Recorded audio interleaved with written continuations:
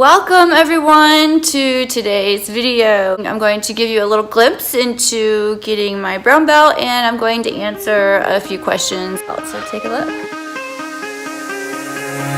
Give me the reasons to doubt, try to keep me down, but I'll put the flame out, you can't get to me. Throw your sticks and your stones, go break all of my bones, you won't ache my soul, you can't get to me. And there is no barricade that I can tear away. Shoot me down, go fire away, away. But I'm a heavyweight. I'm a heavyweight. I'm a heavyweight. I'm a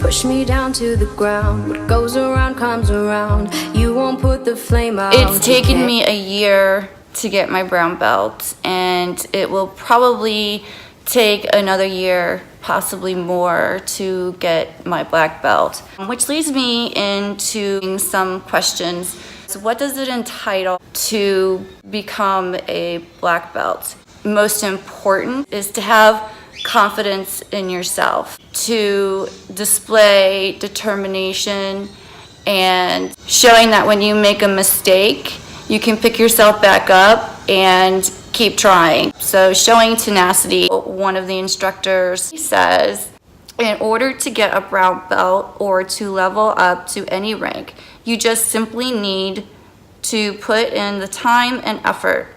At East Coast, we all call this tenacity. That never give up mindset. If you show your instructors you are dedicated and willing to learn from them, all it takes is doing the work.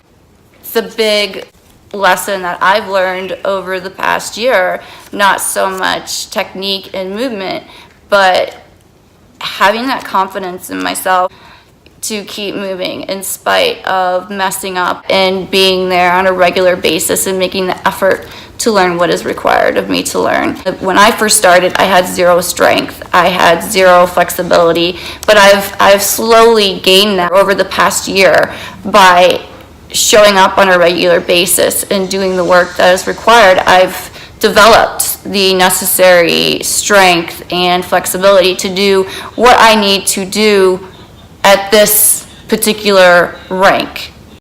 I have had to put in some extra work in regards to my cardio, doing some private lessons and some extra exercises that help. You could actually hip toss someone much bigger than you if you have the right leverage on the person and you're using the proper technique. I've done it once, and I was being guided by the instructor on what to do with someone that size and how to get him onto my hip and over onto the ground. So it is possible. What do I plan on doing to continue to overcome my anxiety? Basically, just keep doing what I'm doing, putting myself in uncomfortable situations to try and desensitize myself to those situations. It's baby steps, not getting frustrated with myself, not getting upset with myself for having a bad day and not being able to do what I had planned on doing. Just know that there is tomorrow and another chance to do it again. This is funny because it leads me back into that tenacity lesson that I've learned over the year in karate. Don't give up on myself. That by continuing to do the things that I'm doing, gradually over time, my anxiety should lessen, because most of it is things that I love. I have also created a bucket list and set goals for myself, things that I missed out on during the 15-year period that I was pretty much laid up. in spite of being alone or having to do it by myself, I am determined to not allow that anxiety to get in the way of doing something fun and that I know I'm gonna love to do. You have to kind of talk yourself through it and just get yourself up and get yourself going and doing it, because once you've done it, you know that you're gonna feel 10 times better than what you were feeling an hour ago. What do I do to prepare for weather changes? The first thing I do is I just do a mental preparation.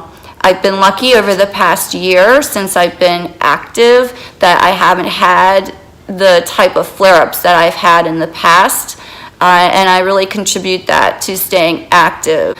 I plan on continuing to stay active. I plan on to do the mental preparation so that when it comes, I'm physically and mentally prepared to deal with it. So it must be very difficult with fibromyalgia and chronic pain to perform karate at times.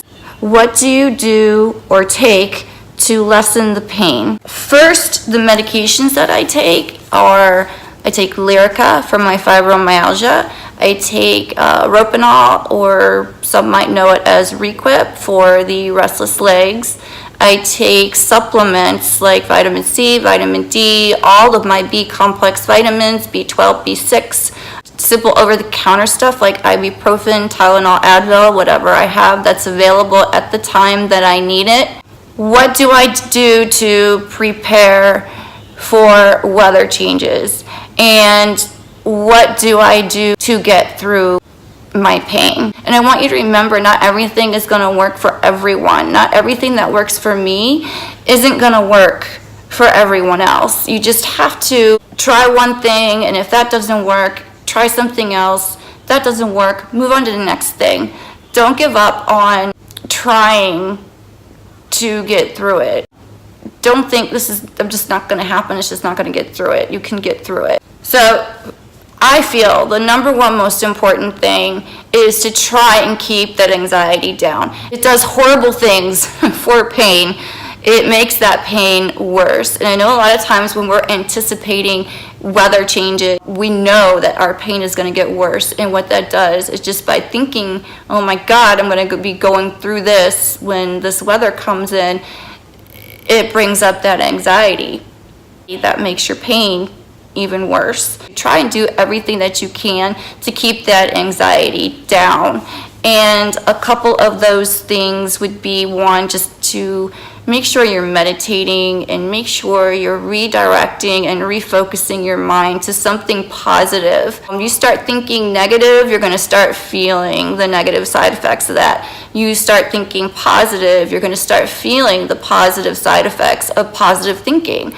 I take a lot of baths at night when I'm hurting. I sometimes take up to 5 baths in one night, depends upon how bad I'm feeling. I take supplements, like I mentioned before, the vitamin B6 complex, blah, blah, blah. Drinking lemon water, which is something new for me. I was told by my doctor that it helps with kidney stones, but then I heard that it can actually help with managing chronic pain. So I did start drinking lemon water. Stretching and being active is another big one. By being active this past year, I feel that I have increased my pain tolerance. I have not had half of the flare-ups that I've had prior to being this active. So don't give up on that. I know it's a difficult thing to do when you are hurting so bad and you just feel like you can't move or do anything. It's very difficult to hear someone say, well, you should work out more, you should exercise more. Because I remember how I felt when anybody would tell me that. I was like, I have a few choice words that just went through my head. It's baby steps. You take one day at a time and you move a little more and a little more each week, and you do a couple more things and a couple more things each month. And what happens is you start to rebuild that pain tolerance. I can tolerate pain a lot more than what I could in the past through being active. For me, one big problem is just going out in the cold in general, and when it starts snowing, that's going to be even more difficult for me. So my mental prep is figuring out what I'm going to do to help with that and still get through karate. So the plan right now is to try and leave 45 minutes early so that when I get there, I can loosen up those really tight muscles that got sore just from walking outside, or walking from the car into karate. Being in that cold for 30 seconds, it rips me apart. I can barely move, much less perform karate or anything like that. So it's just a matter of getting those muscles warmed back up and stretched and feeling a little bit better. I also try to refocus my mind when I'm having a bad day or a bad night. I will either play a game, try to find a really good movie, read a book, color,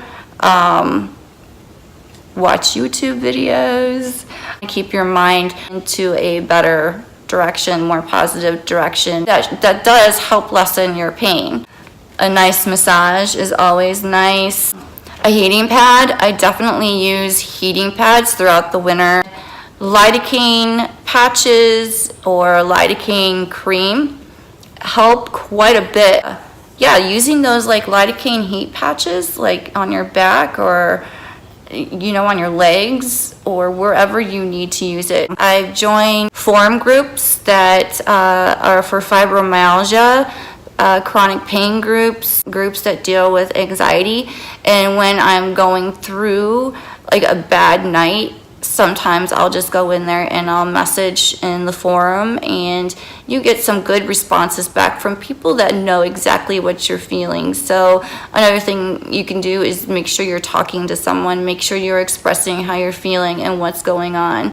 I have a good therapist that I can vent to, and it's not all about pain and anxiety that I vent about. It is other things like family and just personal life situations that happen on a day-to-day basis. Then on Facebook, I follow My Fibro Dr, and I listen to a lot of the videos that he puts out that focuses on the symptoms that are fibromyalgia related. When you're in the midst of crying and hurting so badly, it is very difficult to change that mindset from that to the positive. So another thing is you want to let yourself cry. It's okay, as long as you get to the point where you can look up, pick yourself up and say, what can I do that's going to help me refocus and get my mind off of what I'm feeling. What do I believe causes my anxiety? I